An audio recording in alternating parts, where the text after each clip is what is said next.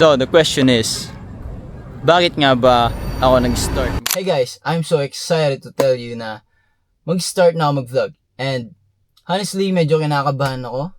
Pero, yeah, I'm happy because I'm starting something new. And, yeah, may pupuntahan muna tayo. Mag-hangout lang ako mag-isa. Me time. And then, i-explain ko kung bakit gusto kong mag-vlog, kung bakit gusto kong mag-start na mag-vlog. Okay? But, yeah, samahan niyo ako.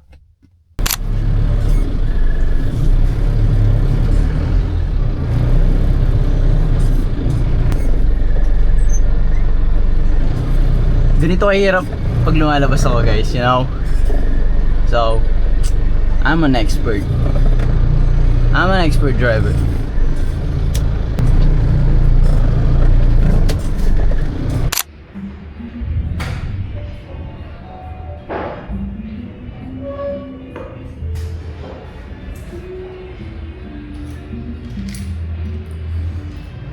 Next time, kasama ko yung tropa ko.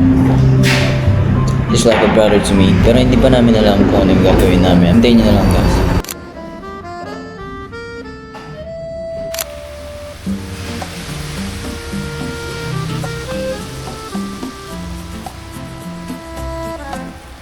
Driving the coast in a vintage car,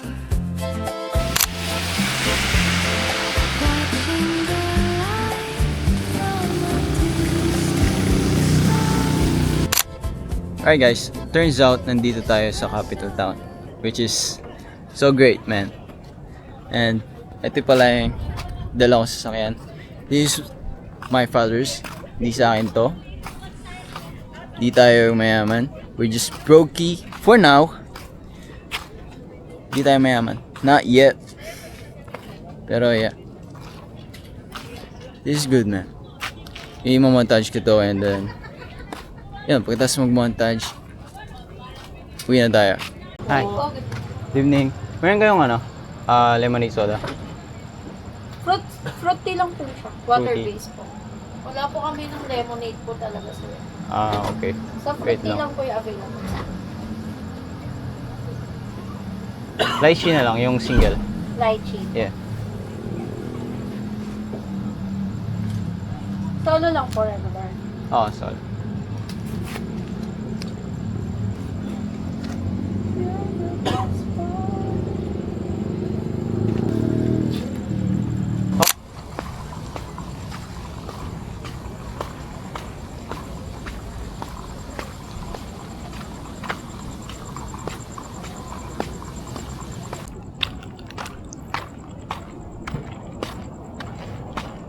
So, the question is, bakit nga ba ako nag-start mag-vlog? Which is unusual to me. Kasi, yung mga tao na kilala ako, yung iba, alam nila na tahimik lang ako, not that showy, di ako masyadong madaldal, which is, I think, na hindi great for me, kasi kailangan kong maging magaling to communicate to others. And then, yeah. Bakit nga ba ako nag-start mag-vlog? Well, gusto ko na matuto ng ibang bagay, which is para din lang naman sa akin to. Kung ikaw, yung tao na gusto mag-start, kung ano man yung gusto mong umpisan, please, man, do it. Huwag kang matakot na i-criticize ng ibang tao because if you're afraid, hindi ikaw yung may hawak ng buhay mo, sila. Which is, wait lang guys.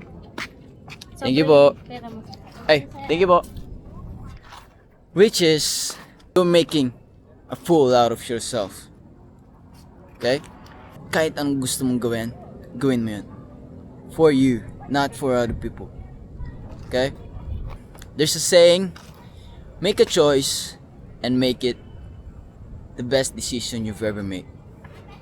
So I guess this is the choice that I'm about to do.